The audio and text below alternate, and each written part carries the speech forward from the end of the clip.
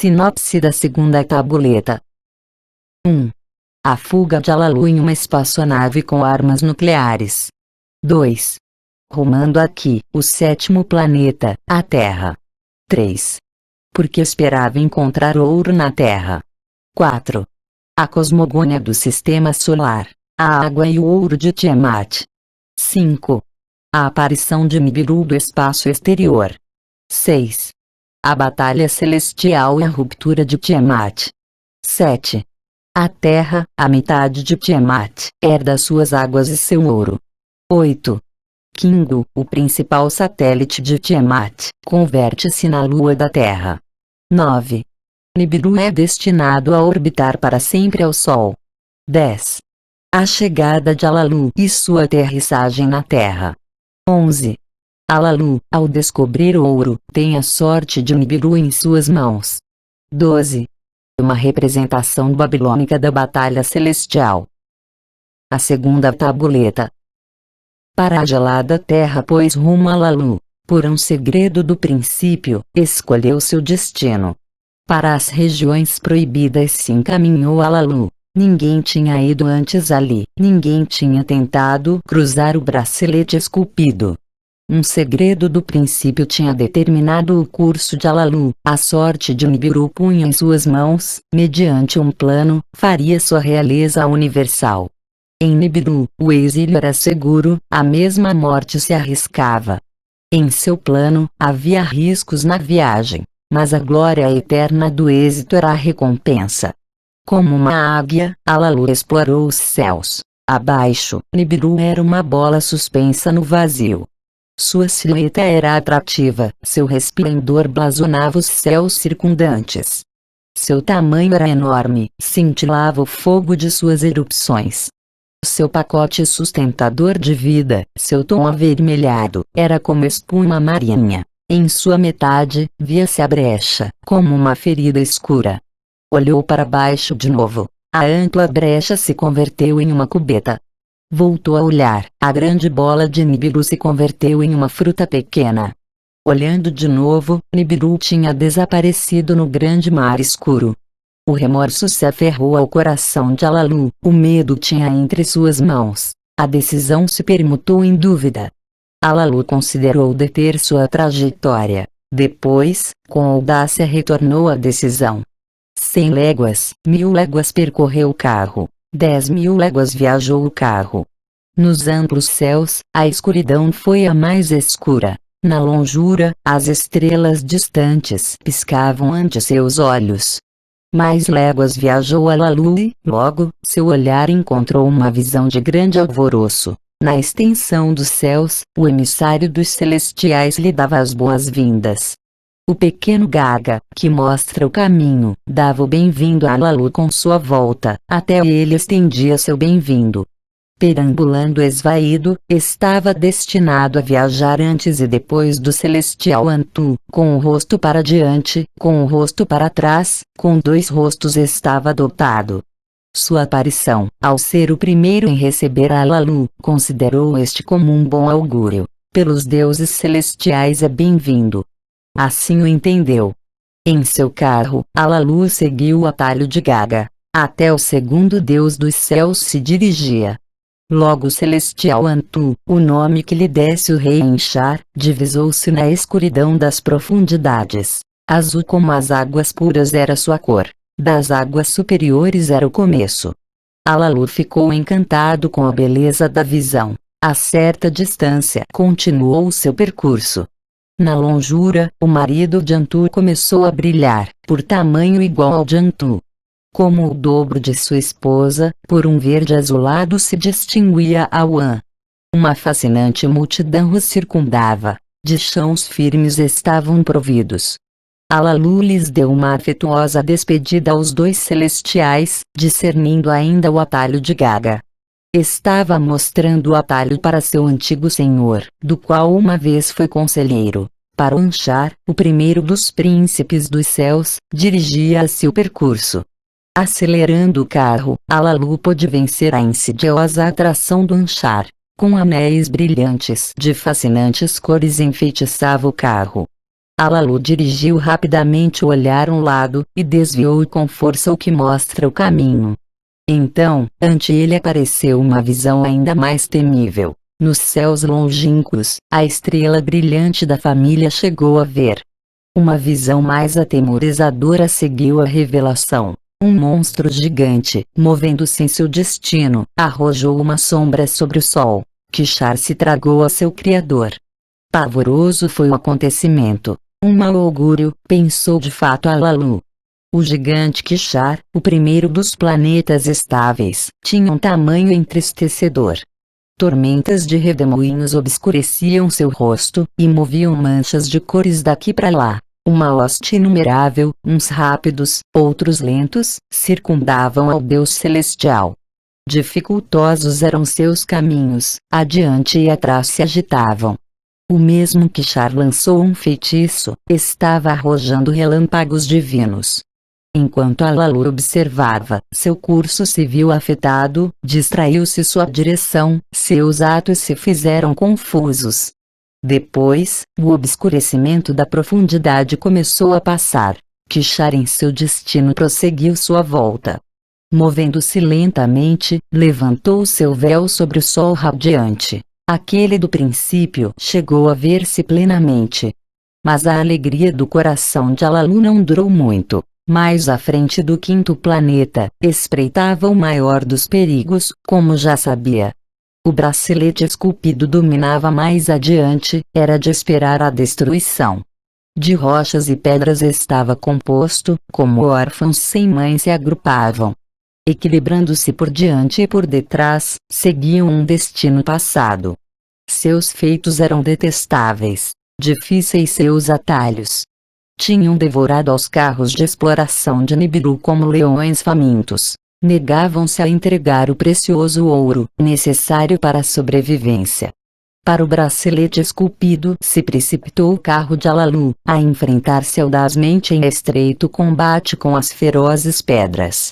Alalu atirou para cima com mais força as pedras de fogo de seu carro, dirigiu o que mostra o caminho com mão firme. As sinistras rochas investiram contra o carro, como um inimigo ao ataque na batalha. Alalu soltou do carro um projétil portador de morte para elas. E depois, outra e outra, contra o inimigo, as armas de terror arrojou. Como guerreiros assustados, as rochas retornaram, abrindo um atalho para Alalu. Como por feitiço, o bracelete esculpido abriu uma porta ao rei. Na escura profundidade, Alalu pôde ver os céus com claridade. Não foi derrotado pela ferocidade do bracelete, sua missão não tinha terminado. Na distância, a bola ígnea do sol estendia seu resplendor. Estava emitindo raios de bem-vindo para Alalu. Diante do sol, um planeta pardo avermelhado percorria a sua volta. Era o sexto na conta de deuses celestiais. Alalu não pôde a não ser entrevê-lo. Sobre seu predestinado percorrido, apartava-se com rapidez do atalho de Alalu. Depois, apareceu a gelada Terra, o sétimo na conta celestial. Alalu pôs rumo ao planeta, para um destino mais tentador. Sua atrativa esfera era menor que Nibiru, sua rede de atração era mais fraco que a de Nibiru. Sua atmosfera era mais magra que a de Nibiru, nela se formavam redemoinhos de nuvens. Abaixo, a terra estava dividida em 3 regiões, branco de neve no topo e na base, azul e marrom entre elas. Com destreza, Alalu desdobrou as asas de detenção do carro para circundar a bola da terra. Na região Medeia, pôde discernir terra firme e oceanos aquosos. Dirigiu para baixo o raio que penetra, para detectar as interioridades da terra.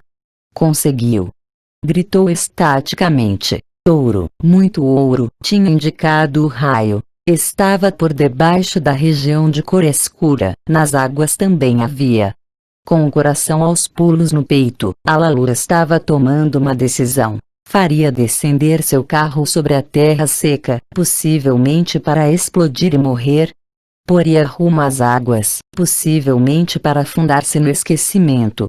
Que caminho devia tomar para sobreviver? Descobriria o valioso ouro. No assento da águia, Alalu não se agitou. Em mãos da sorte confiou o carro. Completamente cativo na rede atrativa da terra, o carro se ia movendo cada vez mais rápido. As asas estendidas se acenderam. A atmosfera da terra era como um forno. Logo, o carro tremeu, emitindo um estrondo mortífero. Abruptamente, o carro chocou, detendo-se de repente. Sem sentido pela sacudida, aturdido pelo choque, Alalu ficou imóvel. Logo, abriu os olhos e soube que estava entre os vivos. Ao planeta do ouro tinha chegado vitorioso. Vem agora o relato da Terra e seu ouro. É um relato do princípio, e de como os deuses celestiais foram criados. No princípio, quando no acima os deuses dos céus não tinham sido chamados a ser, e no que de abaixo, o chão firme ainda não tinha sido renomado, só no vazio existia Apsu, seu engendrador primitivo. Nas alturas do acima, os deuses celestiais ainda não tinham sido criados. Nas águas do abaixo, os deuses celestiais ainda não tinham aparecido. Acima e abaixo, os deuses ainda não tinham sido formados, os destinos ainda não se tinham decretado. Nenhum cano se formou ainda, nem terra pantanosa tinha aparecido. Apsu, sozinho, reinava no vazio. Depois, mediante os ventos do Apsu, as águas primitivas se mesclaram. Um água e divino conjuro lançou Apsu sobre as águas. Sobre a profundidade do vazio, ele verteu um profundo sonho. Tiamat, a mãe de tudo, forjou como esposa para si mesmo. Uma mãe celestial, era certamente uma beleza aquosa. Junto a ele, Apsu trouxe depois ao pequeno Munu, como mensageiro seu o nomeou, para fazer um presente a Tiamat. Um presente resplandecente concedeu Apsu a sua esposa. Um radiante metal, o imperecível ouro, para que só ela o possuísse. Depois foi quando os dois mesclaram suas águas, para que saíssem entre eles os filhos divinos. Varão e fêmea foram criados os celestiais. Lama e Laamo por nomes lhes deram. No abaixo, Apsu e Tiamat lhes fizeram uma morada. Antes que tivessem crescido em idade e em estatura, em que as águas do acima, Anshar e Kishar foram formados, ultrapassando a seus irmãos em tamanho. Os dois foram forjados como casal celestial. Um filho, nos céus distantes foi seu herdeiro. Depois, Antu, para ser sua esposa, foi criada como igual de Ea. A morada de ambos se fez como fronteira das águas superiores. Assim foram criadas 3 casais celestes, abaixo e acima, nas profundidades. Por seus nomes chamou-lhes, eles formaram a família do Apsu com Munu e Tiamat. Naquele tempo, Nibiru ainda não se via, a terra ainda não tinha sido chamada a ser. Estavam mescladas as águas celestes. Ainda não estavam separadas por um bracelete esculpido. Naquele tempo, as voltas ainda não estavam de tudo desenhadas. Os destinos dos deuses ainda não estavam firmemente decretados. Os parentes celestiais se agrupavam. Erráticos eram seus caminhos. Para o Apsu, seus caminhos eram certamente detestáveis. Tiamat, sem poder descansar, sentia-se ofendida e enfurecida. Uma multidão formou para que partissem a seu lado, uma multidão rugiente e terrível criou contra os filhos do Apsu. Em total, 11 desta espécie criou. Ela fez ao primogênito, Kingu, chefe entre eles. Quando os deuses celestiais ouviram isto, em conselho se reuniram. Elevou ao Kingu, deu-lhe mando até o grau do An. Disseram-se entre si. Uma tabuleta do destino em seu peito pôs, para que se procure sua própria volta, instruiu a seu vastago Kingu para combater contra os deuses. Quem resistirá a Tiamat? Os deuses se perguntaram entre si. Nenhum em suas voltas se adiantou, nenhum levaria uma arma para a batalha. Naquele tempo, no coração do profundo foi engendrado um deus, nasceu em uma câmara de sortes, um lugar dos destinos. Um hado criador o forjou, era filho de seu próprio sol. Do profundo, onde foi engendrado, o Deus se separou de sua família em um arrebatamento. Com ele levava um presente de seu Criador, a semente de vida. Pôs rumo para o vazio. Um novo destino estava procurando. A primeira em espionar ao celestial errante foi a sempre Etentantu. Sua figura era atrativa, resplandecia radiante, senhoriais era seu andar, extremamente grande era seu curso. De todos os deuses era mais elevado, sua volta ultrapassava as de outros. A primeira em vislumbrá-lo foi Antu, de cujo peito nenhum filho tinha mamado. Vem, sei meu filho. Chamou-lhe. Deixa que seja sua mãe. Lhe arrojou sua rede e lhe deu as boas-vindas, fez seu rumo adequado para o propósito. Suas palavras encheram de orgulho o coração do recém-chegado. Aquela que o criara o fez altivo. Sua cabeça até o dobro de seu tamanho cresceu, 4 membros a seus lados brotaram. Moveu seus lábios em reconhecimento, um fogo divino fulgurou entre eles. Virou seu rumo para Antu, e não demorou para mostrar seu rosto a An. Quando a viu, meu filho, exaltado gritou. Para a liderança te confiará. Junto a ti, uma hoste serão seus servos. Que Nibiru seja seu nome, conhecido para sempre como cruzamento. Ele se prostrou ante a Nibiru, voltou seu rosto ante o passo de Nibiru, estendeu sua rede. 4 servos formou para Nibiru, para que fossem, junto a ele, sua hoste, o vento sul, o vento norte, o vento leste, o vento oeste. Com o coração contente, anunciou Anshar, seu predecessor, a chegada de Nibiru. Para ouvir isto, Anshar enviou a Gaga, que estava a seu lado, como emissário. Palavras de sabedoria transmitiu a An, para atribuir uma tarefa a Nibiru. Encarregou a Gaga que pusesse voz ao que havia em seu coração, ao An lhe dizer assim: Tiamat, a que nos engendrou, agora nos detesta. Pôs em pé uma hóstia de guerra, está enfurecida e índice de ira. Contra os deuses, seus filhos, 11 guerreiros partem a seu lado. De entre eles, elevou ao Kingu, e o marcou no peito um destino sem direito. Nenhum deus entre nós poderá sustentar-se frente à sua malevolência. Sua hoste pôs o medo em todos nós. Que Nibiru se converta em nosso vingador.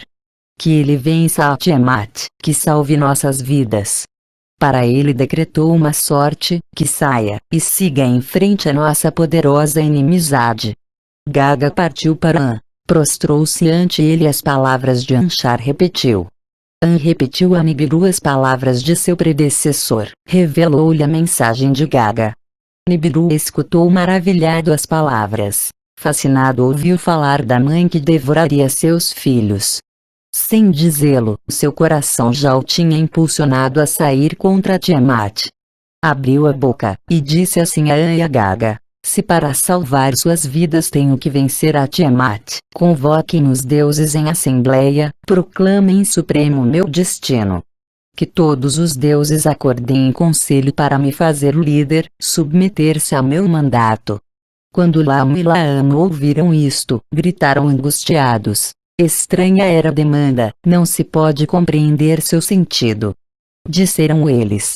Os deuses que decretam as sortes consultaram entre si, acessaram a fazer de Nibiru seu vingador, para ele decretaram uma sorte exaltado. A partir deste dia, inalteráveis serão seus mandatos. Disseram a ele. Nenhum de entre nós os deuses transgredirão seus limites. Vê, Nibiru, seja nosso vingador. Forjaram para ele uma volta principesca para que avançasse para Tiamat. Deram suas benções a Nibiru, e deram armas terríveis a Nibiru. Anshar forjou 3 ventos mais de Nibiru, o vento maligno, o torvelinho, o vento sem par. Kishar encheu seu corpo com uma chama ardorosa, e uma rede para envolver a Tiamat. Assim, preparado para a batalha, Nibiru pôs rumo em direção a Tiamat. Vem agora o relato da batalha celestial, e de como a terra deveria ser, e do destino de Nibiru. O Senhor saiu, estabelecido pelas sortes, seguiu seu rumo. A terrível Tiamat encarou, com seus lábios pronunciou um conjuro. Como manto de amparo, pôs em marcha o pulsador e o emissor. Com uma impressionante radiação foi coroada sua cabeça. À sua direita, apostou no que fere. Em sua esquerda, colocou o repulsor. Os 7 ventos, sua hoste de auxiliares, como uma tormenta enviou. Precipitou-se para a terrível Tiamat, com um clamor de batalha. Os deuses formaram redemoinhos junto a ele, depois se separaram de seu caminho. Avançou sozinho para examinar a Tiamat a seus ajudantes, para fazer uma ideia dos planos de Kingu, o comandante de sua hoste. Quando viu o valente Kingu, lhe nublou a vista. Enquanto olhava os monstros, lhe distraiu a direção, seu rumo se transtornou, seus atos se confundiram. O grupo de Tiamat a rodeava estreitamente, tremiam de terror. Tiamat estremeceu suas raízes, um rugido poderoso emitiu. Lançou um feitiço sobre Nibiru, envolveu com seus encantos. A sorte entre eles estava lançada, a batalha era inevitável. Cara a cara se encontraram, Tiamat e Nibiru. Avançam um contra outro, aproximavam-se da batalha, procurando singular combate. O Senhor estendeu sua rede. Para envolvê-la lançou. Tiamat gritou com fúria. Como possuída, perdeu seus sentidos. O vento maligno, que tinha estado atrás dele, a Nibiru adiantou, ante o rosto dela soltou. Ela abriu a boca para tragar-se ao vento maligno, mas não pôde fechar os lábios. O vento maligno carregou contra seu ventre, abriu-se passo em suas vísceras. Suas vísceras uivavam, seu corpo se dilatou, a boca lhe abriu. Através da abertura, Nibiru disparou uma flecha brilhante, um relâmpago divino. A flecha lhe despedaçou as vísceras, fez-lhe pedaços o ventre, rasgou-lhe a matriz, partiu-lhe o coração. Havendo-a submetido assim, ele extinguiu seu fôlego vital. Nibiru contemplou o corpo sem vida. Tiamat era agora um cadáver massacrado. Junto à sua senhora sem vida, seus 11 ajudantes tremiam de terror. Ficaram capturados na rede de Nibiru, incapazes como eram de fugir. Kingu, a quem Tiamat fazia chefe de sua hoste, estava entre eles. O Senhor lhe pôs grilhões, e a sua senhora sem vida o encadeou. Arrebatou a Kingu as tabuletas dos destinos, que sem nenhum direito lhe tinham dado, estampou-lhe seu próprio selo, sujeitou o destino a seu próprio peito. Ao resto do grupo de Tiamat os atou como cativos, em sua própria volta os apanhou. Pô-los sob seu pé, cortou-os em pedaços. Atou-os a todos à sua volta, fez-lhes girar ao redor, com o rumo investido. Depois, Nibiru partiu do lugar da batalha, anunciou a vitória aos deuses que lhe tinham renomado. Deu a volta ao redor do Apsu, para que Sharanshar viajou. Gaga saiu a lhe receber, e como arauto para outros viajou depois além de Ayantu. Nibiru se encaminhou para a morada no profundo. Sobre a sorte de inerte Tiamat e do Kingu refletiu depois, a Tiamat, a que tinha submetido, o Senhor Nibiru voltou mais tarde. Encaminhou-se para ela, deteve-se para ver seu corpo sem vida, esteve planejando em seu coração dividir habilmente o monstro. Depois, como um mexilhão, em 2 partes a dividiu, separou o tronco das partes inferiores. Separou os canais internos dela, maravilhado contemplou suas veias douradas. Pisando em sua parte posterior, o Senhor cortou completamente a parte superior. O vento norte, seu ajudante, a seu lado chamou, que se levasse a cabeça cerceada, ordenou-lhe ao vento, que a pusesse no vazio. O vento de Nibiru se abateu, pois, sobre Tiamat, varrendo suas chorreantes água. Nibiru disparou um raio, ao vento norte lhe deu um sinal. Em um resplendor, a parte superior de Tiamat foi levada a uma região desconhecida. Com ela, também foi exilado e encadeado Kingu, para que fora companheiro da parte seccionada. Depois, Nibiru refletiu sobre a sorte da parte posterior. Queria que fosse um troféu imperecível da batalha, um aviso constante nos céus, que assinalasse o lugar da batalha. Com sua massa, golpeou a parte posterior até fazê-la partes pequenas, depois os enlaçou em uma banda até formar um bracelete esculpido, entrelaçando-os, situou-os como guardiões, um firmamento para dividir as águas das águas. As águas superiores por cima do firmamento das águas inferiores separou. Assim forjou Nibiru suas hábeis obras. Depois, o Senhor cruzou os céus para inspecionar as regiões. Da zona do Apsu até a morada de Gaga mediu as dimensões. Deteve-se, e vacilou. Depois, retornou lentamente ao firmamento, ao lugar da batalha. Passando de novo pela região do Apsu, na desaparecida esposa do Sol, pensou com remorso. Contemplou a metade ferida de Tiamat, prestou atenção à parte superior. As águas de vida, generosas nela, das feridas seguiam emanando, suas veias douradas refletiam os raios do Apsu.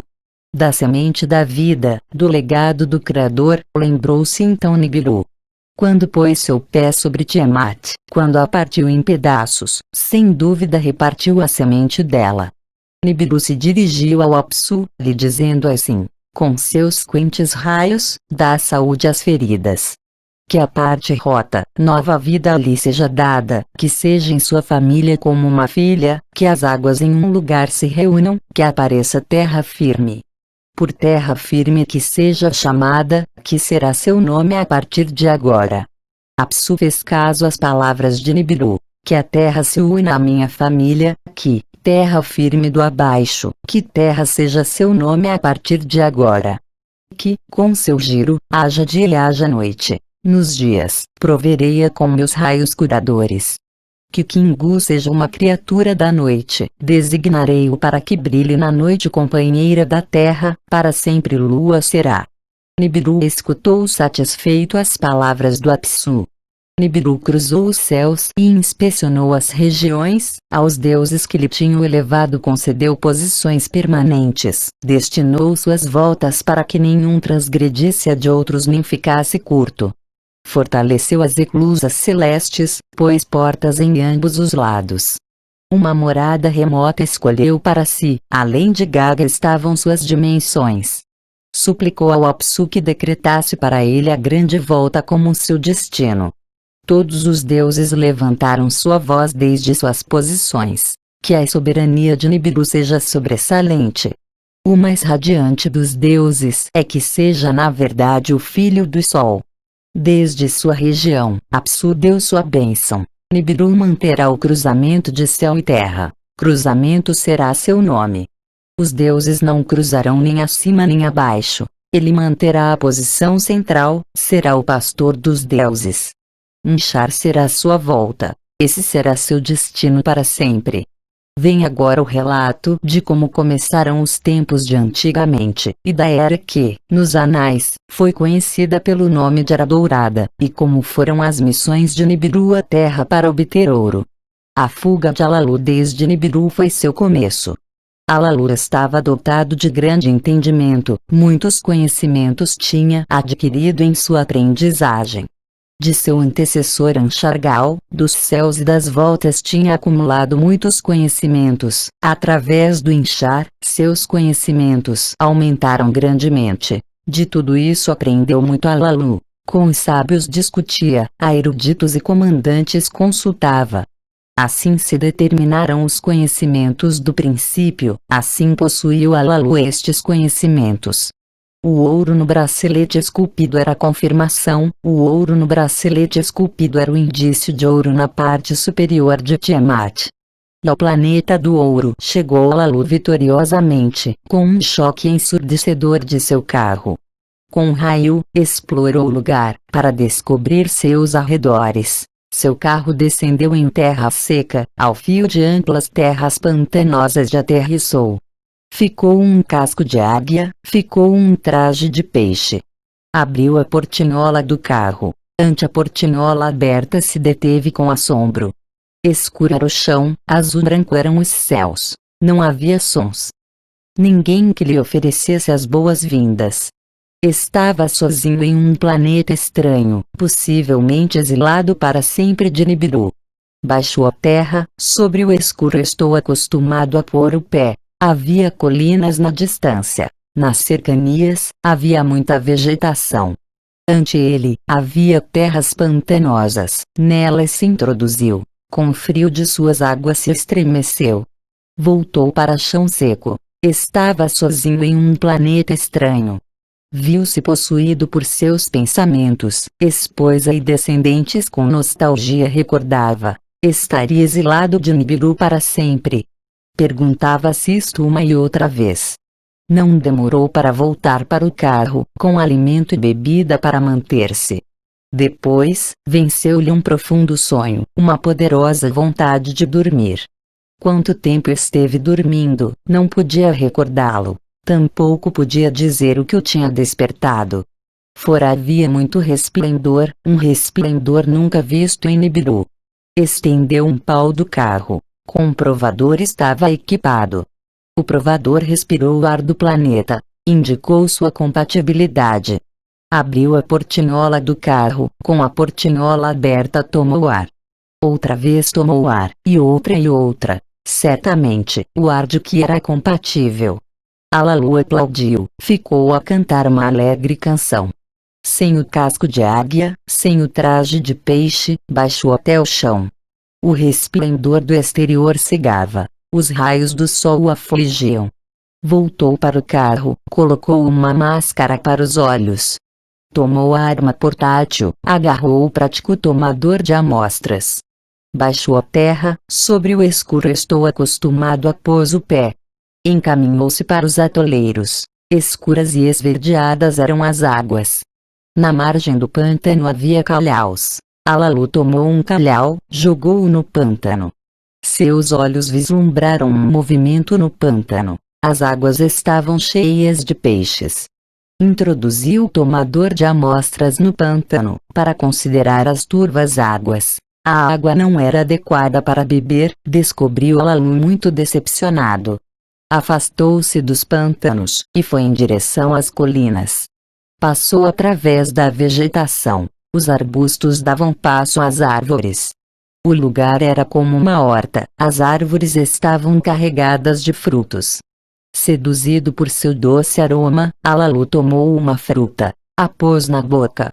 Se doce era seu aroma, mais doce era seu sabor. Alalu se deleitou enormemente. Alalu caminhava evitando os raios do sol, dirigindo-se para as colinas.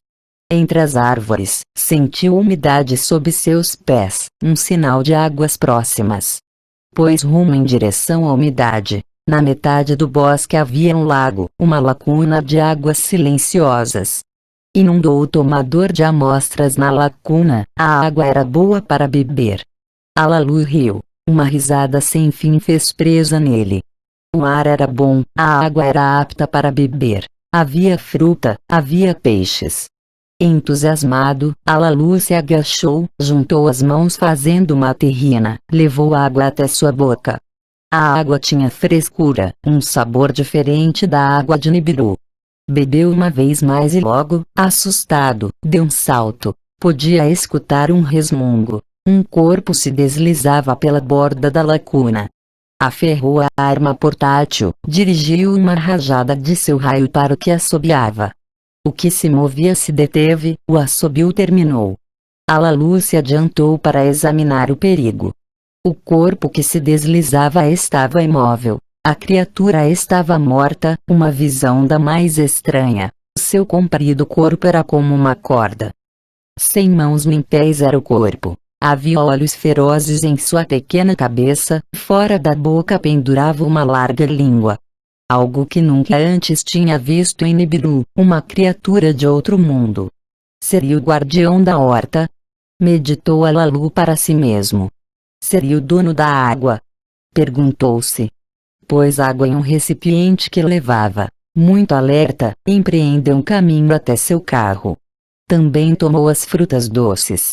Para o carro se encaminhou. A brilhantismo dos raios do sol tinha diminuído enormemente. Era escuro quando chegou ao carro. Alalu refletiu sobre a brevidade do dia, sua brevidade lhe surpreendeu. Sobre os pântanos, uma fria luminosidade se elevava no horizonte. Não demorou para elevar-se nos céus uma esfera esbranquiçada. Kingo, o companheiro da Terra, estava contemplando. O que nos relatos do princípio, seus olhos podiam ver agora a verdade. Os planetas e suas voltas, o bracelete esculpido, que, a Terra, Kingo, sua lua, todos foram criados, todos por seus nomes chamados.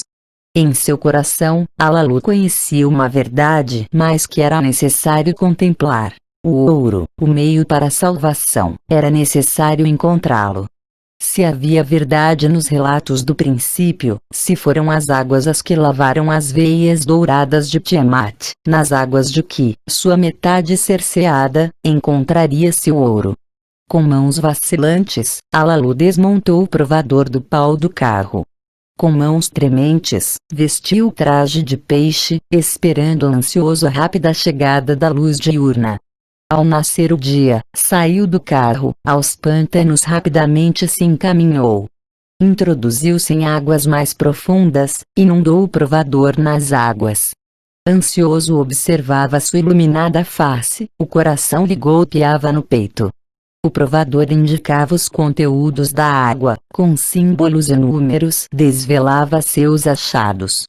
E, depois, o batimento do coração de Alalu se deteve. Há ouro nas águas, estava dizendo o provador. Instável sobre suas pernas, Alalu se adiantou, dirigiu-se para o mais profundo do pântano. Uma vez mais, inundou o provador nas águas. Uma vez mais, o provador anunciou o ouro. Um grito de triunfo, da garganta do Alalu emanou. A sorte de Nibiru estava agora em suas mãos. De volta ao carro se dirigiu, tirou o traje de peixe, ocupou o assento do comandante.